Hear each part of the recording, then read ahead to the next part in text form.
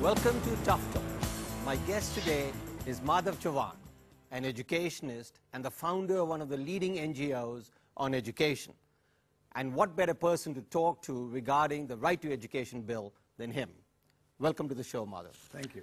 You know, I would like to cover a broad spectrum of Indian education issues, right from the Right to Education bill to, if we get the chance, to higher education. But let me start with the bill, which is the talk of the moment. Any preliminary thoughts on, if you will, the good points of the bill, and in particular, how different it is from what they inherited, or what the Congress Party inherited from the NDA several years back?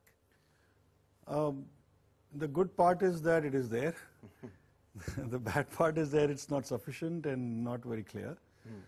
But the strongest point perhaps in this is that there is a financial commitment from the government. State governments will not be happy with it because they'll say that you are saying that we'll get together and figure out who's going to pay what. But in the end, the law basically says that the union government will work with the state governments and the finance commission to figure out what's the cost and who's going to pay how much and where's the money going to come from. This was a very tricky issue as to whether there is enough money to provide free and compulsory education for all children, and in some way, a very Indian sort of way, that the law, it's no more a bill, it's now passed in the parliament, I think, today. So that is more or less sorted out. But let me try and get this. We've had a cess on education for the last several years. The government has been spending something like 3.5 to 4.5% of GDP on education for the last 60 years. What does this bill do that was not there before? No, the 3.5 or now in this year and last year about 4.18%. Out of that, about 3% is on elementary education. The rest has grown, especially on the secondary and higher education side. The percentage spending on elementary education has not really gone up, including even the cess and the midday meals for that matter. What has increased is the union government's contribution in the elementary education sector.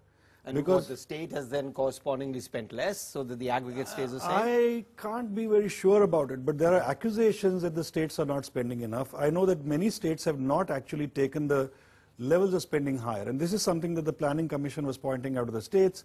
This is the bone of contention. Okay. Now, let's say we've got the bill, we've got the official sanction, it's now enshrined in law that the government will spend and so on and so forth. Okay. How else is it different? One of the things that the bill, when I went through the bill, and as a layperson, let me say that I was shocked at some of the provisions in the bill.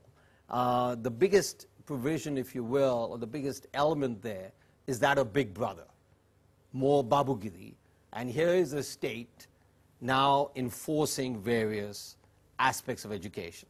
Starting with, let me give you an illustration and then you can expand on it, that teachers will not be allowed to have any tutoring classes. Now please tell me, how does this work? Well, on the tutoring side, as you know, there are various sides to it, because there are regularly even government school teachers or private school teachers routinely tell in the class that you come to my class afterwards, pay me. No, absolutely. That's just like that needs to be stopped. Whether you'll be able to police it or not is a second question. Tuba.com